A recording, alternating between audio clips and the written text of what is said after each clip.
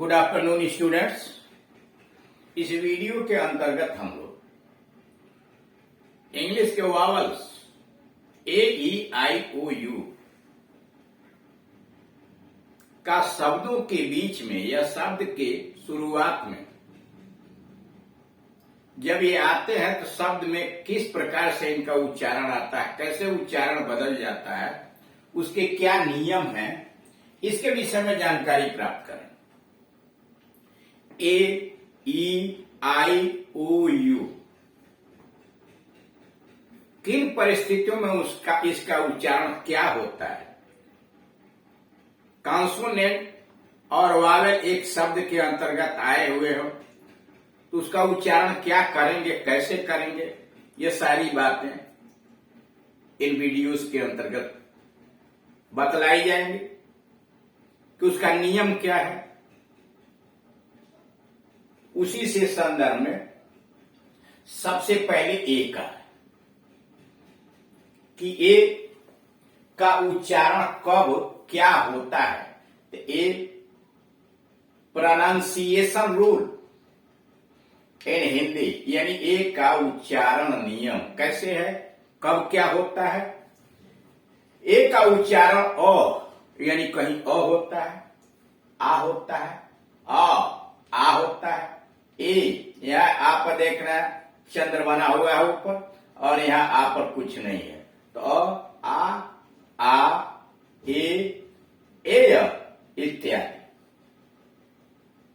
यानी ए का उच्चारण कई होता है, अ होता है, आ होता है, आ होता है, ए इत्यादि। ए के उच्चारण के नियम शब्दों के वर्ण के अनुसार निम्न प्रकार होता है। यानी उसके आगे पीछे किस प्रकार का कॉन्सोनेंट आया हुआ है या वावेल एक की जगह एक के साथ कोई और आया हुआ है तो उसका उच्चारण कैसे बदलेगा, ये सारे नियम यहां दिए जाएंगे। बारी बारी से AEIOU का सभी का दिया जाएगा जो आपको शब्दों का उच्चारण करने में काफी सहायता मिलेगी। पहला, जब किसी वर्ड के शुरू में यानी कोई भी शब्द है और ए अक्षर से शुरू होता है, में ए हो यानी वह शब्द ए से शुरू हो तो उसका उच्चारण मुख्यतः ए या अ होता है। जब कोई ऐसा शब्द हो जिसके शुरू में ए आया हो यानी वह शब्द ए से शुरू हो तो मुख्य रूप से इसका उच्चारण ए होता है या अ होता है। जैसे एबाइड, ABIDE, एबाइड का मतलब पालन करना। अब जरा देखिए, यहां रहा एबाइड और यहां रहा ABET, अवेट। यहां ए का मतलब अवेट हो गया, उकसाना।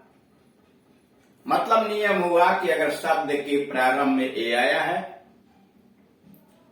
तो मुख्यतः उसका उच्चारण ए होगा या अ होगा। नंबर 2, जब किसी शब्द के शुरू में AE हो यानी कोई ऐसा शब्द है जिसमें AE हो तो इसका उच्चारण ई होता है। यानी ए आया तो ए को गायब कर दिया जाता है, ई उसका और बड़ी ई होता है। जब किसी शब्द के शुरू में AE आया हो तो इसका उच्चारण बड़ी ई होता है, लेकिन जब AE से आर जुड़ा हो यानी AE के बाद आर आ गया हो तो AE का उच्चारण ए होता है। समझ रहे हैं, केवल AE हो शुरू में शब्द के, तब तो उसका उच्चारण बड़ी ई होगा, लेकिन उसके बाद आर आ गया हो तो उसका उच्चारण ए होगा। जैसे इजिस, AEGIS, AE के बाद जी आया तो इजिस तत्वावधान, लेकिन यहां देखिए AE के बाद आर जुड़ गया है, AERIFY, एरिफाई मतलब वायु से पूर्ण करना, एरिट। यहां उच्चारण ए हो गया है। यानी ए ई शब्द के शुरुआत में ए ई आया है तो उसका उच्चारण ई होगा बड़े ई, लेकिन ए ई के साथ आर जुड़ा हुआ है तो ए अ हो जाएगा। रूल नंबर 3,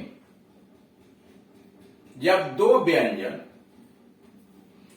व्यंजनों यानी कॉन्सोनेंट के बीच करा, जब दो व्यंजन हो यानी कॉन्सोनेंट हो बी सी डी इत्यादि, यह कॉन्सोनेंट है व्यंजन है, इन दो व्यंजनों के बीच में ए हो यानी दो कॉन्सोनेंट आए हैं उनके बीच में ए हो, और दूसरे व्यंजन के बाद और 2 बार हो गया है, और दूसरे व्यंजन के बाद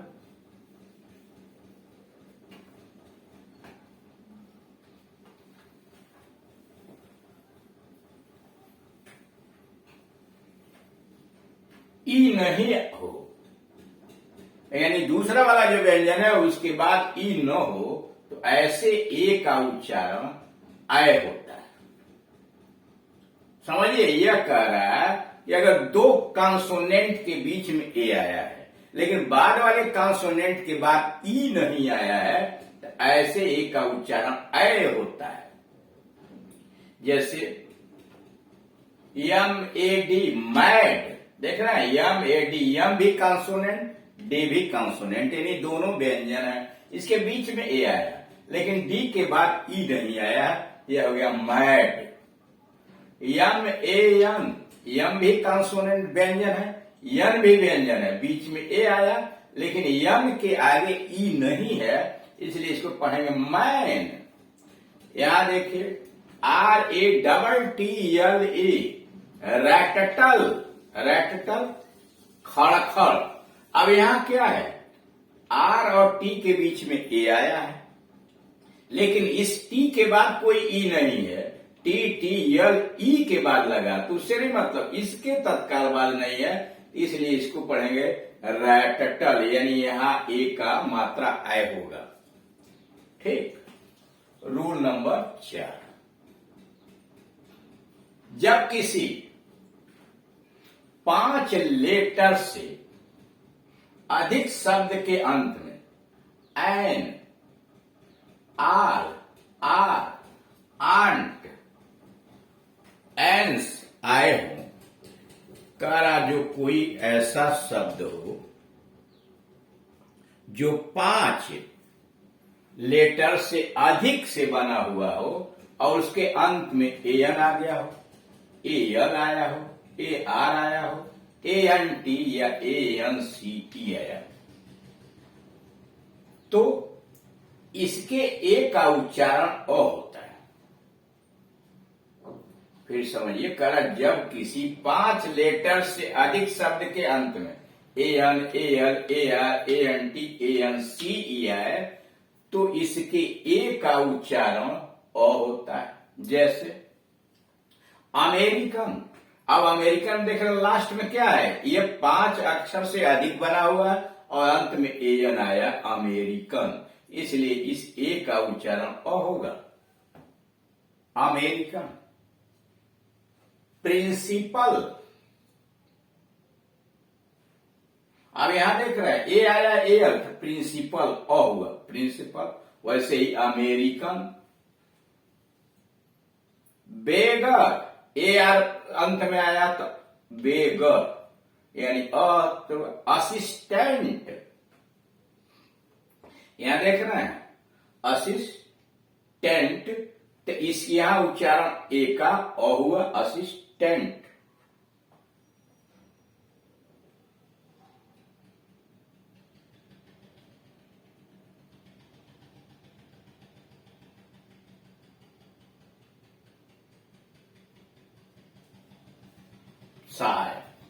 रूल नंबर 5, जब किसी शब्द में ए से यू या डब्ल्यू जुड़ा हुआ, का कोई ऐसा शब्द है जिसमें ए के बाद उससे जुड़ा हुआ यू आ गया हो अथवा डब्ल्यू जुड़ा हुआ हो, तो ए यू या ए डब्ल्यू का उच्चारण आ पर चंद्र बना हुआ ऊपर आ होता है। जैसे haul, H A U L, haul. Haul का मतलब प्राप्त वस्तु। यहां देख रहे हैं एच ए के साथ यू जुड़ा हुआ तो हॉल, हाल का मतलब प्राप्त वस्तु। Hawk, H A W K hawk, hawk का मतलब बाज। P R A W N, प्राण, प्राण का मतलब झींगा। यहां देख रहे हैं एक बार डब्ल्यू आया हुआ है, एक के बाद डब्ल्यू, यहां भी एक के बाद डब्ल्यू आया, इसलिए आ के ऊपर बिंदु चंद्र बना हुआ है, यहां भी प्रा के ऊपर प्राण बना हुआ है।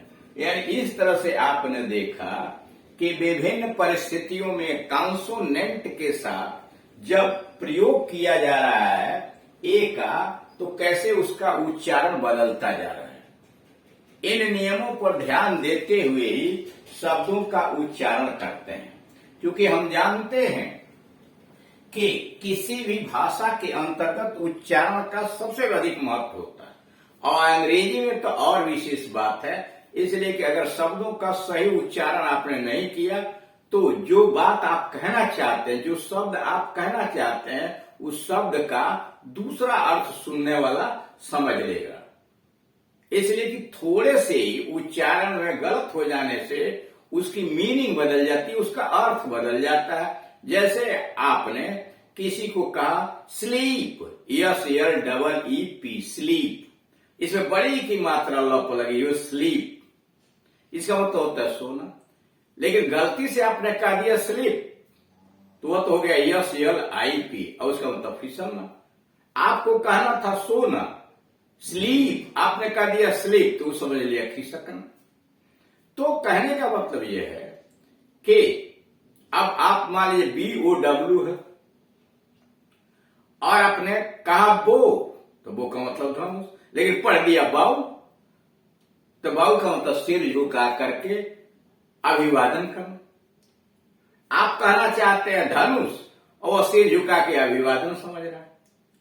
अथवा आप कहना चाहते हैं बाऊ, आपने कह दिया बो, तो सिर झुका के अभिवादन करने के बजाय वो धनुष की तरफ ध्यान दे रहे। कहने का मतलब यह है कि अंग्रेजी के अंतर्गत थोड़े से भी उच्चारण में अगर गलत करेंगे तो वह दूसरा शब्द बन जाएगा, दूसरा अर्थ हो जाएगा। इसलिए इसकी विशेष सावधानी बरतनी चाहिए। तो इन वीडियोस के अंतर्गत यह जो प्रोनाउंसिएशन जो है शब्दों के यानी वॉवल का, वह बारी बारी से आपको सिखलाया जा रहा है। जैसे जैसे आप आगे बढ़ेंगे वैसे वैसे आप कुशल होते चले जाएंगे। जब आप कंसोनेंट का उच्चारण कैसे होता है, वॉवेल्स का उच्चारण कैसे होता है, हिंदी अंग्रेजी में कैसे उसे एक दूसरे से समझा जाता है, जब समझ लेंगे तो शब्दों के निर्माण में, शब्दों के पढ़ने में, शब्दों का उच्चारण करने में और वाक्य को पढ़ने में आप समर्थ हो जाएंगे। Thank you.